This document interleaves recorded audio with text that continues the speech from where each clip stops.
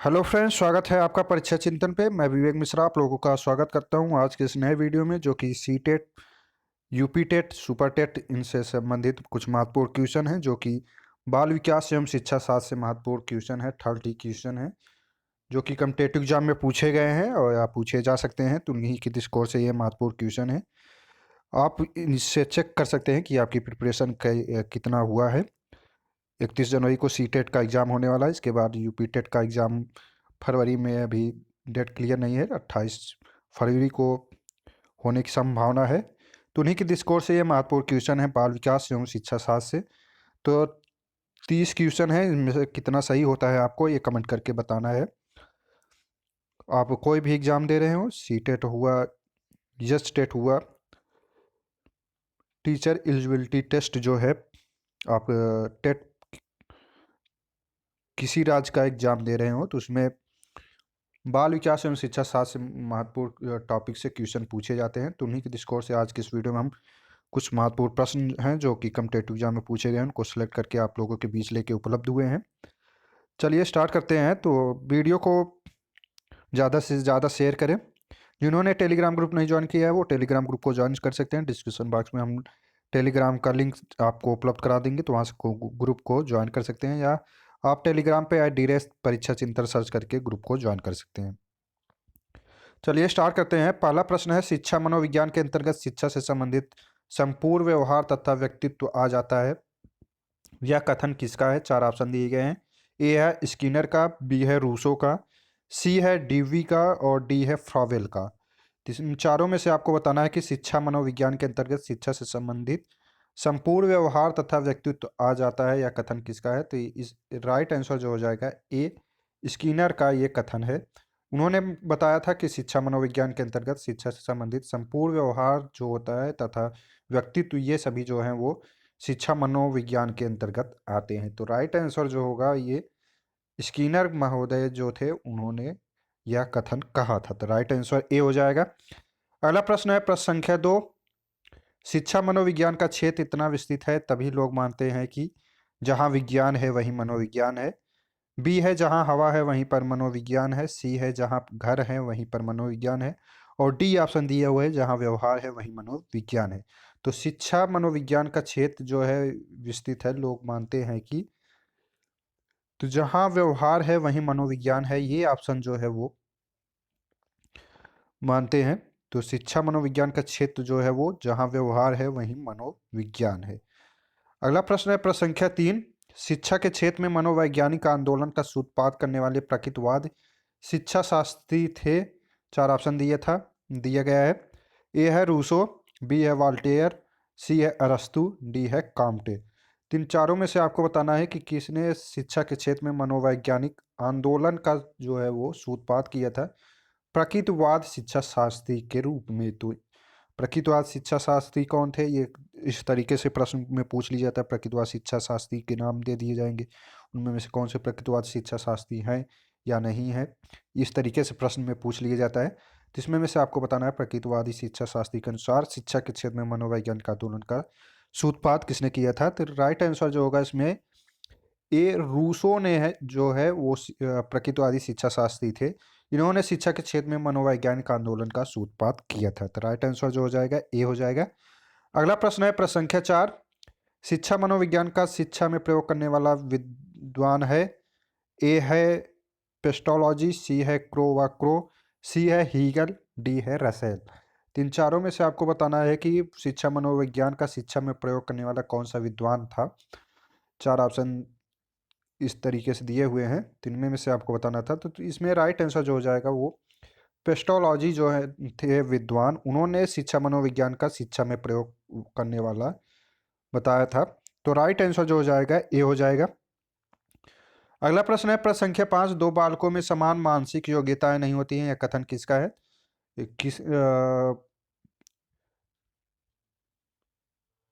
किस शिक्षा मनोवैज्ञानिक ने दो बालकों में समान मानसिक योग्यताएं नहीं होती हैं, यह कथन कहा था? तो 4 ऑप्शन दिए गए हैं, तो ऑप्शन की तरफ हम देखते हैं। सोरेनसन, बी है हरलॉक, सी है क्रो व क्रो, और डी है थॉर्नडाइक। इन चारों में से आपको बताना है कि दो बालकों में समान मानसिक योग्यताएं नहीं होती हैं। तो राइट आंसर जो हो जाएगा इसमें बी, हरलॉक महोदय जो थे उन्होंने दो बालकों में समान मानसिक योग्यताएं नहीं होती हैं, यह कथन कहा था। उनके अनुसार कि दो बालक अगर हैं तो उनके मानसिक योग्यताएं जो होती हैं वो भिन्न भिन्न होती हैं, उनकी योग्यता जो है वो एक समान नहीं हो सकती है। तो ये कथन जो था उन्होंने हार्लॉक महोदय ने दिया था। तो राइट आंसर जो है बी हो जाएगा। अगला प्रश्न है प्रश्न संख्या 6। संवेदना ज्ञान की पहली सीढ़ी है, यह है मानसिक विकास है, बी है शारीरिक विकास है, सी है ध्यान का विकास है और डी है भाषा का विकास है। तीन में से आपको बताना है कि संवेदना ज्ञान की पहली सीढ़ी है यह क्या है। तो चार ऑप्शन दिए गए थे, तो इसमें से राइट आंसर जो हो जाएगा वो ए मानसिक विकास है। संवेदना ज्ञान की पहली सीढ़ी है यह जो है मानसिक विकास है। तो राइट आंसर ए हो गया। अगला प्रश्न है प्रश्न संख्या 7। यहाँ पे ये मिस्टेक हो गया है क्योंकि टाइपिंग करने में हिंदी में थोड़ा वो चेंज हो जाता है। यहाँ पे तर्क होगा, तर्क जिज्ञासा तथा निरीक्षण शक्ति का विकास होता है। इसमें पूछा जा रहा है कि तर्क शक्ति जो होती है और जिज्ञासा निरीक्षण ये बालकों में किस आयु तक शक्ति का विकास होता है। चार ऑप्शन दिए गए हैं, तो ऑप्शन देखते हैं। 7 वर्ष की आयु में, बी है 11 वर्ष की आयु में, सी है 9 वर्ष की आयु में और डी है 6 वर्ष की आयु में। तीन में चारों में से आपको बताना है कि तर्क शक्ति जिज्ञासा तथा निरीक्षण की शक्ति का विकास बालक में किस आयु में होता है। तो राइट आंसर जो हो जाएगा इसमें बी 11 वर्ष की आयु में बालक या बालिका जो भी हो उनमें तर्क शक्ति जो होती है, तर्क करने की जिज्ञासा, जानने की इच्छा जो है वो और निरीक्षण करने की शक्ति जो है उनका विकास हो जाता है। तो राइट आंसर बी हो जाएगा। अगला प्रश्न है प्रश्न संख्या 8। एडोलेसेंस शब्द लैटिन भाषा के एडोलिसियर से बना है जिसका अर्थ है ए है परिपक्वता की ओर बढ़ना, बी है किशोर होना, सी है युवावस्था होना, डी है बाल्यावस्था। तीन चारों में से आपको बताना है एडोलेसेंस शब्द लैटिन भाषा के इसका अर्थ क्या होगा। तो ये परिपक्वता की ओर बढ़ना ही एडोलेसेंस का अर्थ होता है। तो राइट आंसर ए हो जाएगा। अगला प्रश्न है प्रश्न संख्या 9। किशोरावस्था जीवन का सर्वाधिक कठिन काल है, यह कथन किसका है। ये एग्जाम में पूछा गया है, सी टेट के एग्जाम में पूछा गया है, टेट के एग्जाम में पूछा गया काफ़ी बार कि किशोरावस्था जीवन का सर्वाधिक कठिन काल है, यह कथन किसने दिया था। तो चार ऑप्शन दिया गया है। तो ऑप्शन की तरफ हम देखते हैं किलपैट्रिक का, बी है गेरिट का, सी है स्किनर का और डी ऑप्शन है थॉर्नडाइक का। तो इसमें राइट आंसर जो होगा वो ए किलपैट्रिक का जो है वो उन्होंने ही कहा था किशोरावस्था जीवन का सर्वाधिक कठिन काल है। तो राइट आंसर जो हो जाएगा ए हो जाएगा।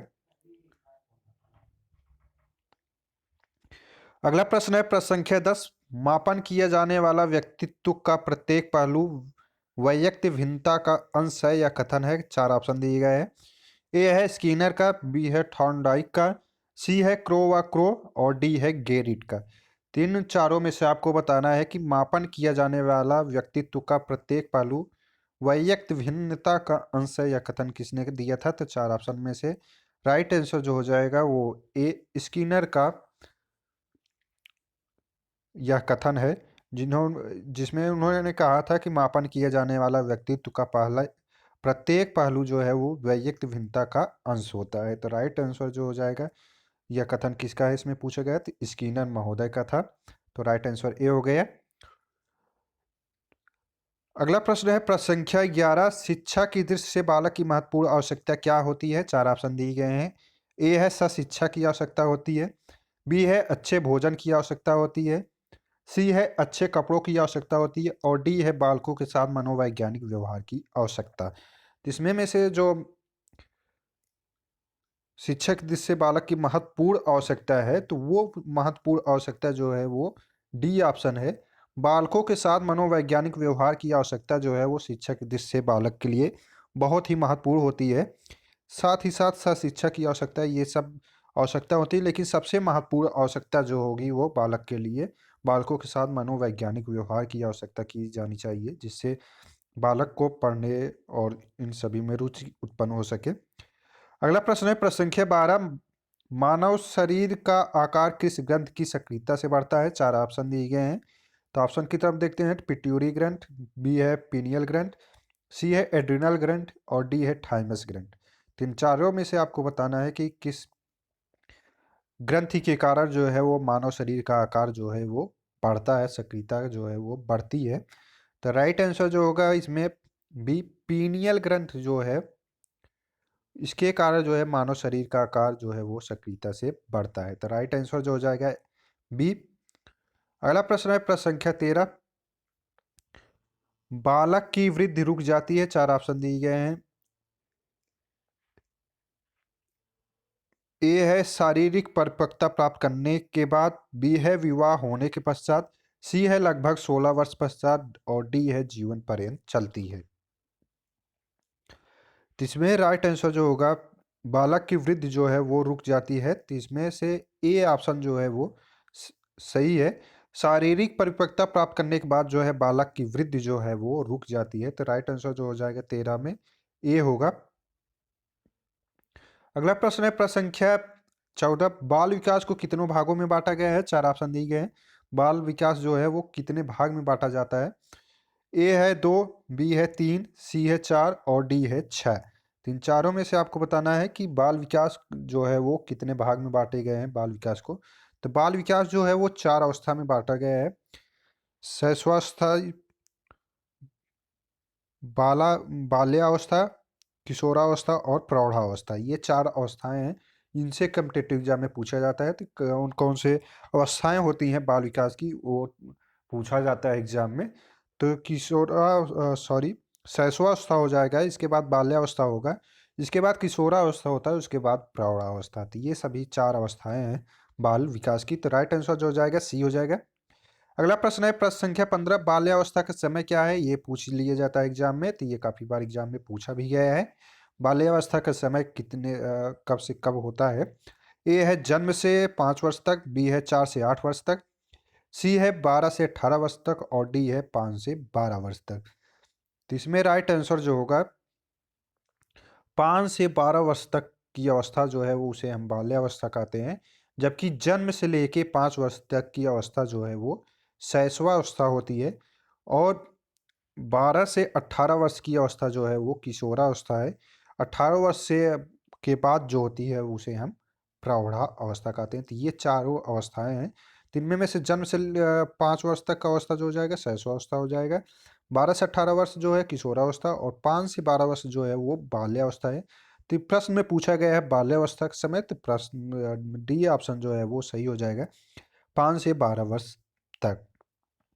अगला प्रश्न है प्रश्न संख्या 16। बालक के विकास की प्रक्रिया में विकास की शुरुआत होती है, चार ऑप्शन दिए गए हैं।